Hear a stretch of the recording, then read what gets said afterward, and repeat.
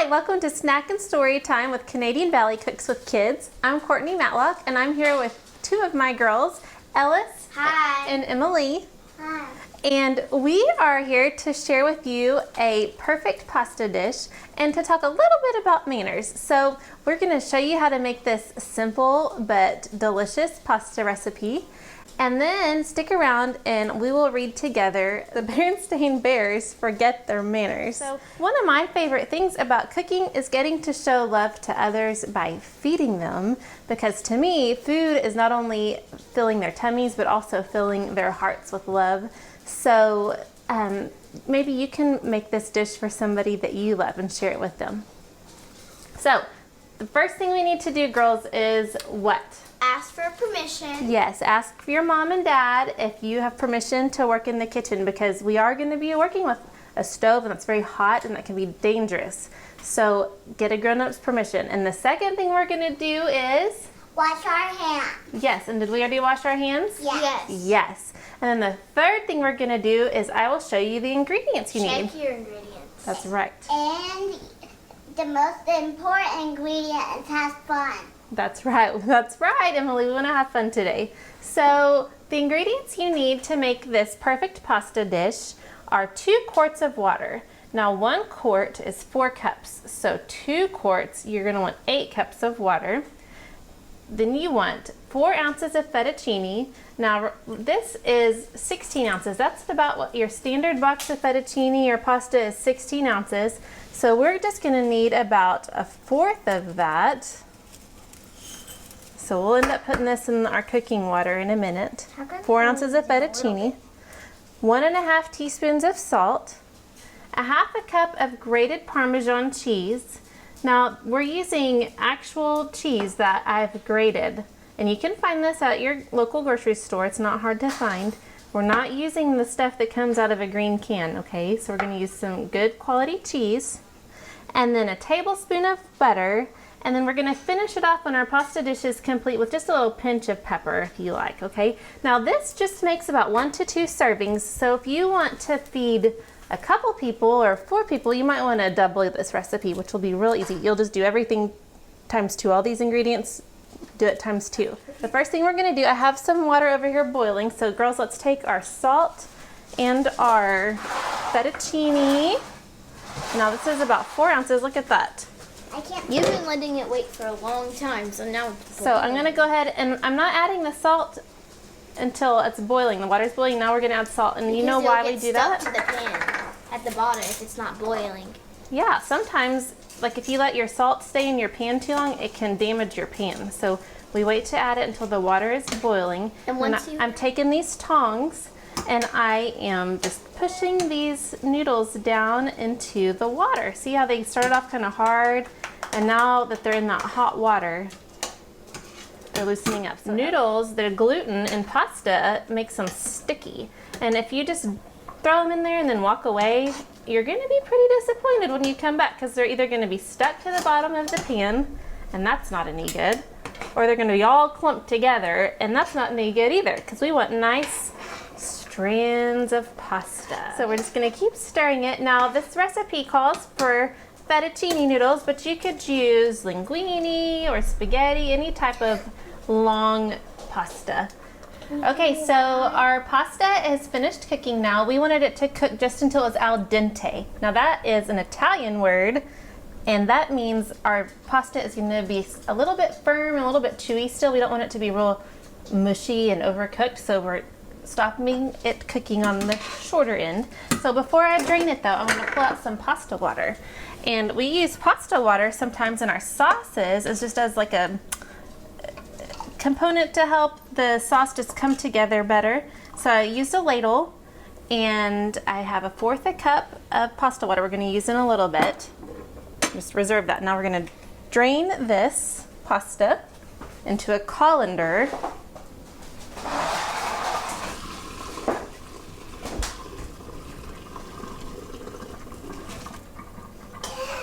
Hot pasta. Watch your fingers.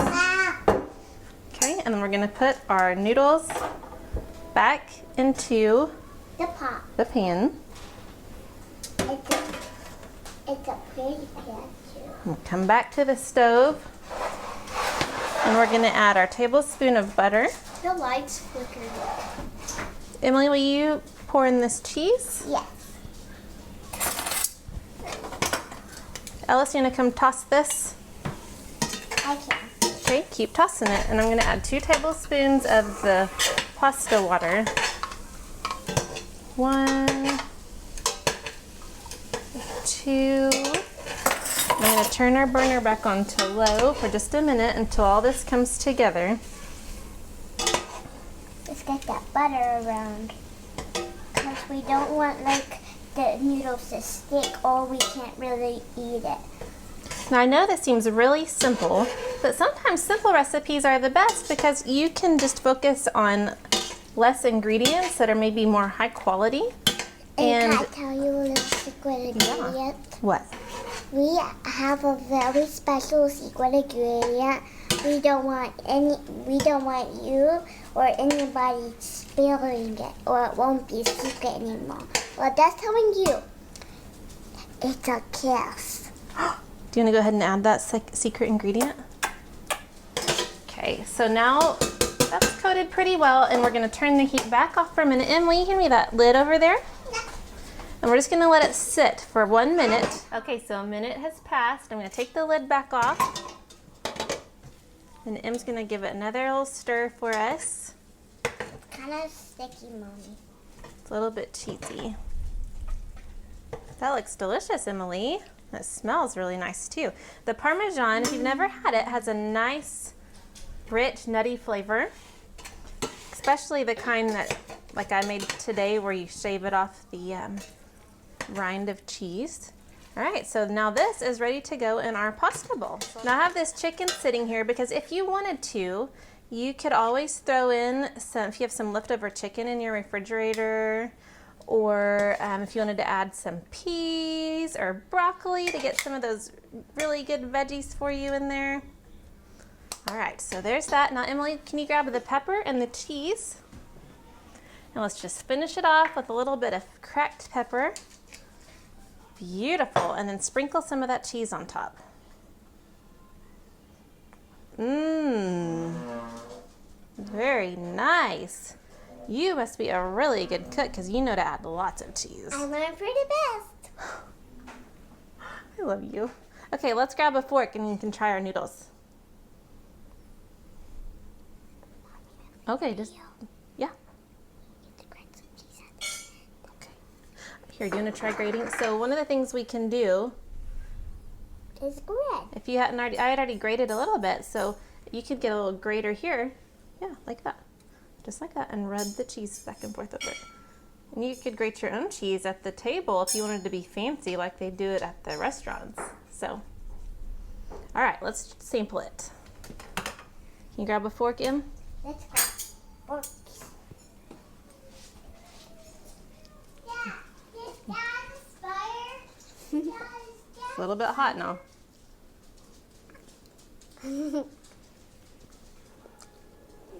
Mmm. Are we in Italy or what? Italy. Mamma mia. Mario pizza. All right, now if you'll join me at the table, I'll show you the perfect way to set the table for your special meal you're cooking. All right, so we've made our perfect pasta, and now we're gonna give you a few pointers on how to set a basic place setting. And it used to be just common knowledge that everybody knew the correct way to set the table, but today people are so busy and lead such a fast and ferocious lifestyle that it's just more of a party trick anymore to know how to set a table. So we're gonna show you. So you can see here we have our assortment. Now, does that look like the correct way for a table to be set? No. So the first thing we're gonna do, I'll grab this one since it's heavy, is place our dinner plate right here, and it's about 1 inch from the edge of the table.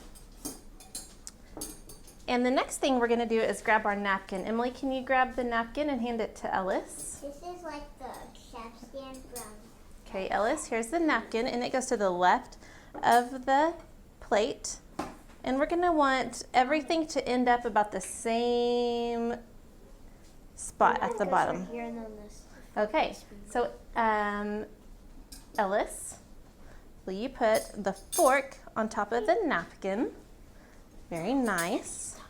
And then Emily, the spoon and the knife are already on the right side, but do you know which way the knife goes? Do you know which way it faces? This one.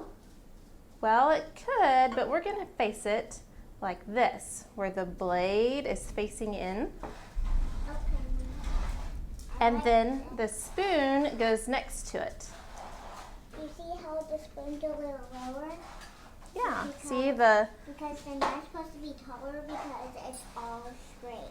It doesn't like have a curve. and then the water glass, if you pretend like your plate is a clock face, it's going to go at about the 1 o'clock position. Kind of like right between the knife and the plate. So if that was 12 o'clock, this would be 1 o'clock.